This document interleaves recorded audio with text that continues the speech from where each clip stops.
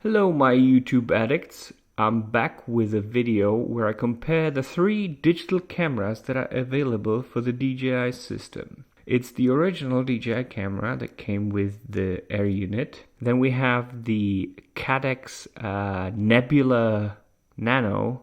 And now I have the controversial Runcam Racer 4.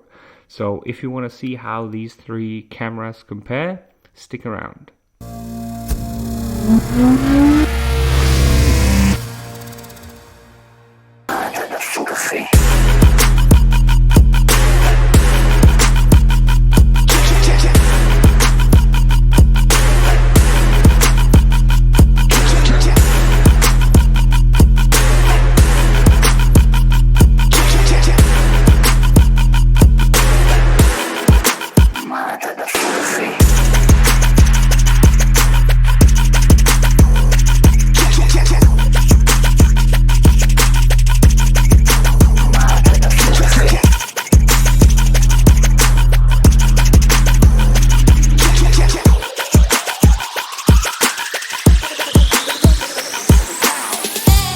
There's a wide variety of cameras available for analog systems.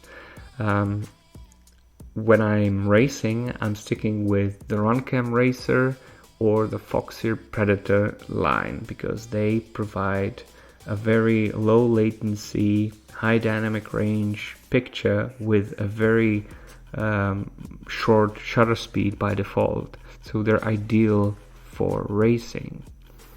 And that's the only thing I do with analog systems these days. But for digital, you only have three choices. It's the default DJI camera, then the Caddx, the maker of the Vista kit, started shipping its own cameras with the kit rather than the DJI camera, and that's the Caddx Nebula. And they have two variants. One is the Mini, which can also be an analog camera. And then there's the Nano, which came with the kit that I bought.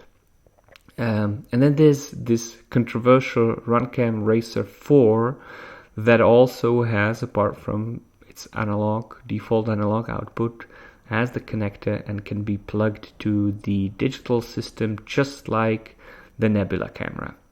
Both of these cameras, the Runcam Racer and the Caddx Nebula, feel like they're SD cameras, standard definition. The amount of detail when you have a direct comparison between the 720p DJI camera and what also is claimed to be 720p Caddx or the Runcam,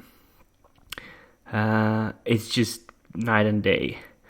I would say the DJI camera has a lot more detail, but I won't say it's sharper because especially the Runcam is very, very sharpened in, as a post-processing. Now for a filmmaker in me, that looks absolutely terrible, but as a racer, this really helps because you're really getting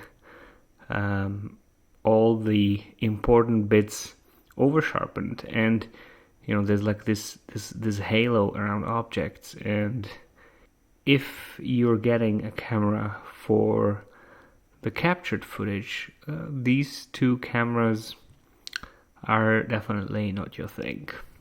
But if you can live with a lower resolution, then these cameras actually provide a higher dynamic range because they don't expose, like regular cameras like a GoPro, where if you're inside of a room, it's being, exposed for that darker environment, and if you're looking outside, through a window, you might get a glimpse of something, but it's definitely, most of it is blown out. These cameras have ridiculous processing, and you can actually see stuff outside the window, which can be useful if you're flying in a bando and there's an exit window with a tree right beside it. You might get, a nicely exposed branch on these two cameras, while you would have just a white window on the DJI camera. So there's benefits to these cameras. They don't look natural at all.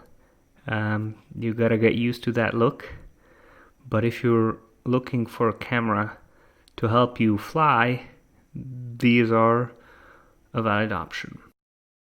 There's this controversy surrounding the Runcam, which doesn't appear to be an officially licensed product. It's just like the classic Chinese situation. So there is a chance that the next update will make this camera unusable. Whether DJI is actually going to do it, or it was just a scare by Caddx with their statements, remains to be seen. But that's actually not the only reservation I have to both of these cameras, sadly. Other than the image quality, something I was not talking about is the 16:9 ratio and the increased latency. Both of these cameras completely disable the camera settings, so you can't even flip it as you could do with the original camera. If you mounted it the other way, you could just flip it in software. But more importantly, you can't set the crop factor. Maybe these cameras actually have 16:9 sensors, or whatever the reason, you just can't change it. And if you looked at the pictures coming from the DJI camera that is shot at 4:3, and then these 16:9 shots from the mostly Runcam Racer, they're really cropped in. Like the field of view is considerably narrower, despite the lens being 1.8 millimeters, which is, I even raced with 2.1, and so it should be wide enough, but it just feels like it's not. I really dislike that bit. However, I dislike the HQ mode even more. So both of these cameras cannot operate in the low latency mode, which under normal circumstances the increased latency is not that bad, despite every racer telling you otherwise. Where it really matters is when the signal gets bad. In all of these shots, the RF situation was fine, but when I'm really pushing it and flying in sketchy areas, the moment you're starting to get these micro freezes, they're manageable in the low latency mode. You just get a warning and you fly back. With the HQ mode, the stuttering is way more severe, and if you're in a garage or something with lots of obstacles, it really throws you off when your image freezes for, 300 milliseconds instead of just a very short one. So that part also speaks against these cameras, especially like if they're more like racer cameras, so they're more for somebody who likes to fly at speed, and the HQ mode just isn't ideal for that kind of thing.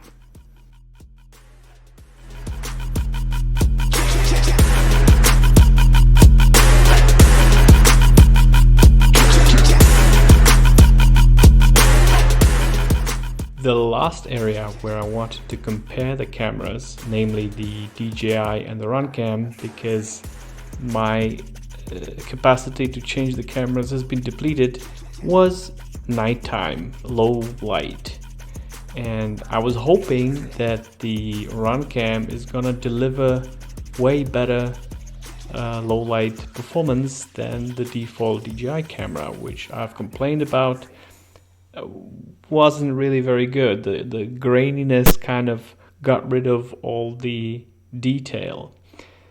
Well, the Runcam did not magically gain more resolution. However, it did have a slight edge over the default DJI camera. The alien colors of its HDR mode kind of help. It brings the lights down and brings the shadows up. It's super grainy, just like or maybe even more than the DJI camera, but it's nice.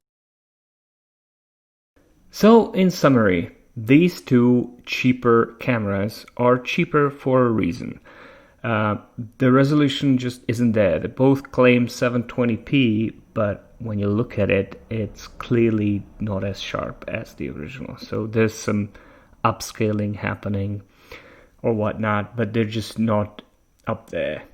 The Runcam is especially very sharpened, so they're applying some nasty sharpening. So if you're not into that, if you want to use the DVR to present the footage, then this is the least favorable camera quality out of the three.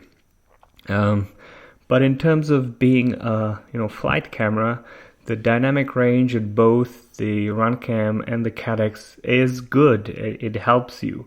I would say the Runcam colors are nicer than the Caddx, but there's this looming and dooming case of the Runcam maybe getting blacklisted in the next DJI firmware. So if you don't want to support unlicensed products or are just afraid that it's not going to work, then stay away from the Runcam and go with the Caddx. However, I still, if I had the choice, if the Vista kit was available with the DJI cameras, which currently it doesn't seem to be, hopefully there's a new batch coming, because that's what I'm going to be going for by default. I really like the sharpness and the 4x3 look and the low latency mode of the default DJI camera. So it is still the go-to camera for me. And thank you for listening, and bye.